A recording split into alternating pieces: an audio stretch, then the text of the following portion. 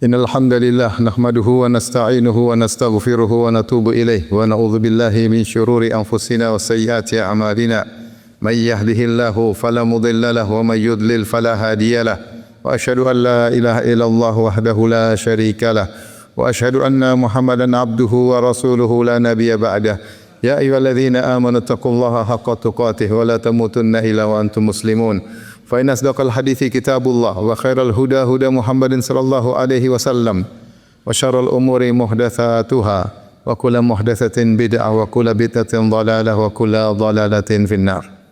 Ma'asyiral muslimin, usikum bi nafsi bittaqullah, usikum wa nafsi bittaqullah faqad fazal muttaqun. Sungguhnya di antara ayat-ayat yang mengingatkan kita adalah ayat-ayat yang berbicara tentang asal muasal penciptaan kita. Bahwasanya kita manusia diciptakan dari air mani yang hina. Allah Subhanahu wa taala berfirman, "Falyanzuril insanu mimma khuliqa." Hendaknya manusia merenungkan dari mana dia diciptakan. Khuliqa mimma indafiqa. Dia diciptakan dari air yang terpancar. Itu dia lihat bagaimana air tersebut. Seorang bisa melihat bagaimana air terpancar, yaitu air mani. Yakhruju min baini sulbi wat tara'ib, yang keluar dari tulang sulbi dan tulang dada. Allah Subhanahu wa taala menjelaskan bahwasanya manusia tercipta dari air mani. Adapun manusia pertama yaitu Adam alaihissalam tercipta dari tanah. Kata Allah Subhanahu wa taala, "Wa laqad khalaqnal insana min sulalatin min tin." Thumma ja'alahu nutfatan fi qararin makin. Kata Allah Subhanahu wa taala, kami telah menciptakan manusia itu Adam dari saripati tanah. Datang dalam riwayat bahwasanya tidaklah dikatakan Adam kecuali dari adimil ard. Adimil ard artinya permukaan tanah, yaitu Allah mengumpulkan berbagai macam tanah dengan model-modelnya, teksturnya, warnanya, diambil saripatinya lalu dibuatlah menjadi Adam alaihissalam. Karena itulah anak keturunan Adam berbagai macam modelnya, baik warna kulit, tekstur maupun akhlaknya. Itu Adam alaihissalam. Adapun manusia, thumma khalaqnahu nutfatan, thumma khalaqnahu nutfatan fi qararin makin. Kemudian kami jadikan manusia secara dari nutfah. Nutfah tersebut, yaitu cairan yang sedikit tersebut, Allah sebutkan adalah campuran dari mani laki-laki maupun sel ovum wanita. Allah Subhanahu wa taala berfirman dalam ayat yang lain, "Hal ata 'alal insan hinun minad dahri lam yakun syai'an madhkura inna khalaqnal insana min nutfatin amsyajin nabtalih." Sungguhnya kami telah ciptakan manusia dari amsyaj. Amsyaj artinya campuran. Campuran maksudnya adalah dari air mani lelaki dengan sel ovum wanita. Kemudian juga Allah menjelaskan lagi lebih detail. Ternyata tidak semua air mani yang bercampur dengan sel ovum.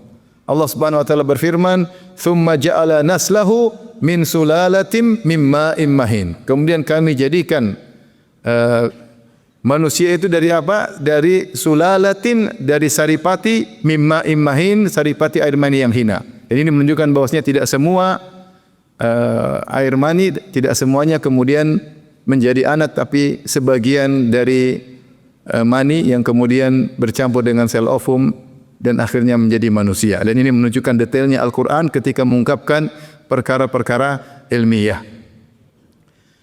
Jadi kita tahu bahwasanya kita tercipta dari air mani. Dan air mani yang dipancarkan tersebut, ya, ternyata bukan ciptaan kita pula. Itu adalah ciptaan Allah Subhanahu wa taala. Allah berfirman, "Afara'aitum ma tumnun?"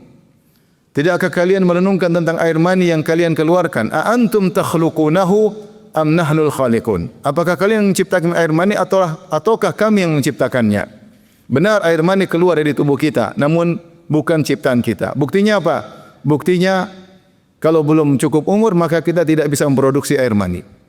Kemudian air mani yang kita keluarkan pun tidak sesuai dengan keinginan kadarnya oleh kita, tetapi Allah yang menentukan. Kemudian air mani tersebut tidak semuanya bisa berproduksi menjadi seorang anak. Tahu banyak orang memiliki air mani tapi mandul.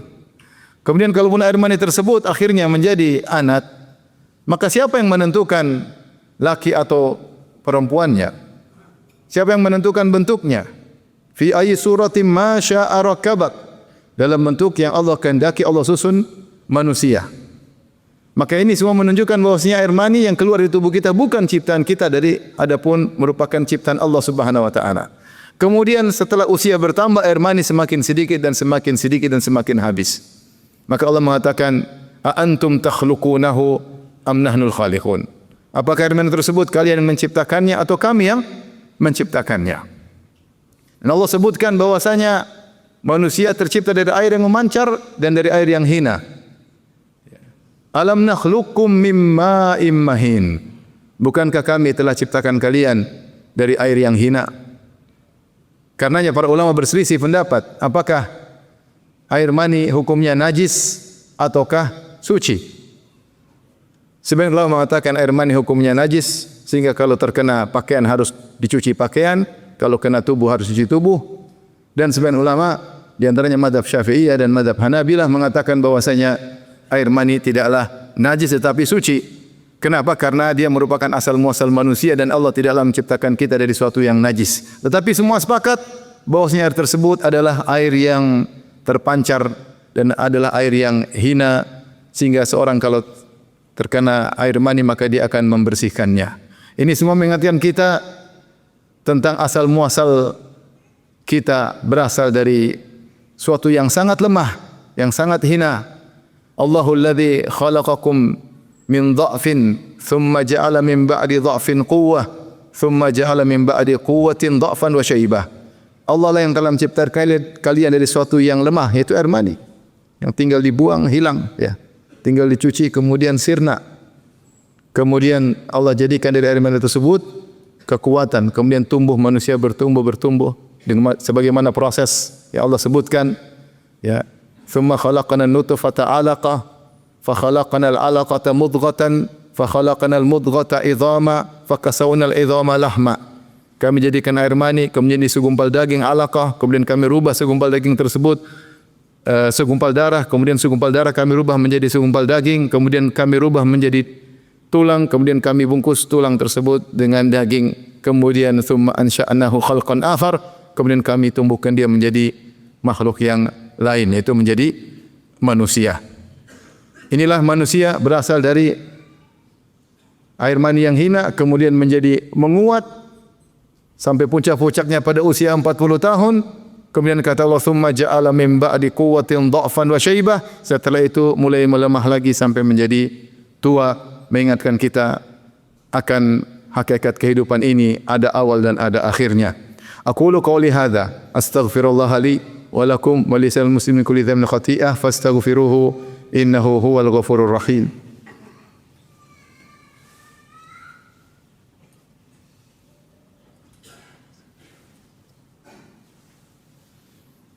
Alhamdulillahi ala ihsanih wa syukru lahu ala taufiqihi wa amtinanih. Asyhadu an la ilaha illallah wahdahu la syarika lahu ta'ziman li sya'nih wa asyhadu anna Muhammadan abduhu wa rasuluhu da'ila ridwanih.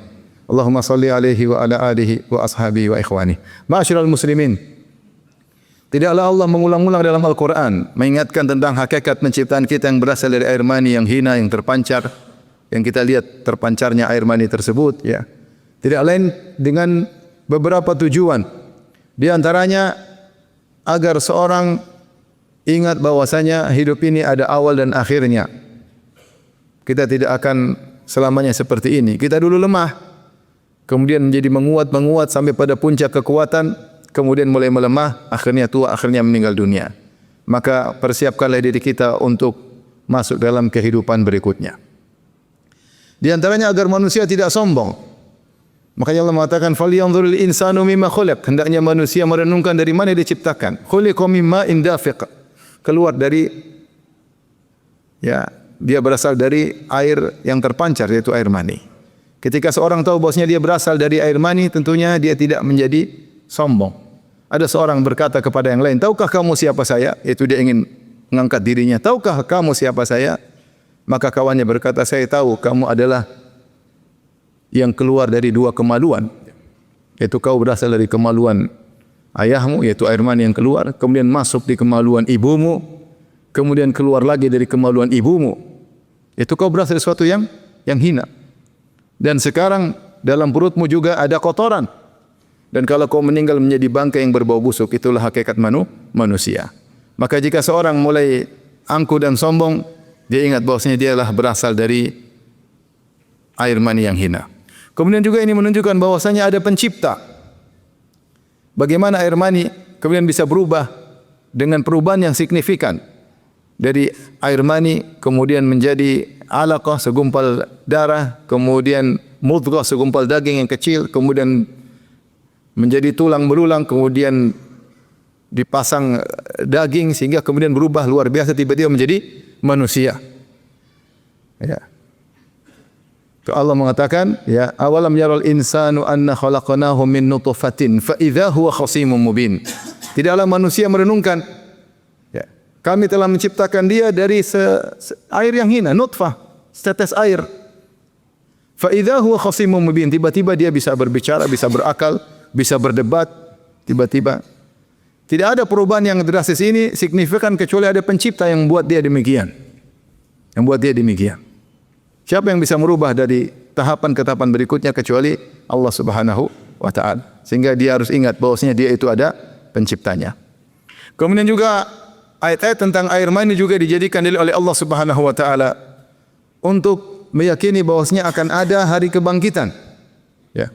Allah sebutkan dalam surat Yasin tadi, awalam yaral insanu anna khalaqnahu min nutfatin fa idza huwa khasimun mubin wa daraba lana mathalan wa nasiya khalqah qala man yuhyil 'idhama wa hiya ramim. Tidakkah manusia merenungkan bahwasanya kami telah menciptakan dia dari air mani, setetes air mani, tiba-tiba dia bisa tegak berdiri, kemudian berjidal, berdebat dengan nyata. Kemudian manusia membuat tumpahan kepada kita, ya, untuk menolak hari kiamat. Kata dia, man yuhyil 'idhama wa hiya ramim? Siapa yang bisa mengembalikan tulang belulang yang sudah kering, artinya orang sudah mati, sudah dikubur ratusan tahun, ribuan tahun, tiba-tiba bisa hidup kembali? Kok bisa? Allah mengatakan wa nasiya khalqah, dia lupa tentang penciptaan dia. Sungguhnya Allah yang pernah menciptakan dia dari air mani, kemudian berubah tahapan-tahapan berikutnya sampai menjadi manusia yang bisa tegak, bisa berdebat, bisa berjidal. Untuk menghidupkan dia kembali mudah. Tidakkah dia merenungkan bagaimana dirinya berasal dari air mani yang hina kemudian menjadi manusia yang sempurna? Kalau dia sudah menjadi tulang belulang, Allah untuk kembalikan lagi jadi manusia sangat mudah. Ya. Dari air, setes air yang hina aja bisa jadi manusia, apalagi dari tulang belulang. Dan juga isyarat bahwasanya seorang hendaknya bersyukur kepada Allah untuk beribadah kepada Allah. Dia mensyukuri, ya, bahwasanya dia diciptakan dari air mani yang hina kemudian menjadi manusia yang bisa berbicara, yang bisa mentakbir, mengungkapkan isi hatinya. Sebelumnya dia hanyalah air mani yang mungkin bisa dibuang di WC, bisa dicuci, tidak ada nilainya sama sekali. Tiba-tiba dia menjadi manusia, bisa berbicara, maka hendaknya dia bersyukur kepada Allah dengan banyak beribadah kepada Allah Subhanahu wa taala. Semoga Allah menjadikan kita hambanya yang pandai bersyukur, yang pandai beribadah, bersiapkan diri untuk hari kiamat, tidak sombong atas apa yang telah Allah berikan kepada kita, karena toh kita semuanya berasal dari air mani yang hina. Inna Allaha malaikatahu yusalluna 'alan nabi ya ayyuhalladzina amanu sallu 'alaihi wa sallimu taslima.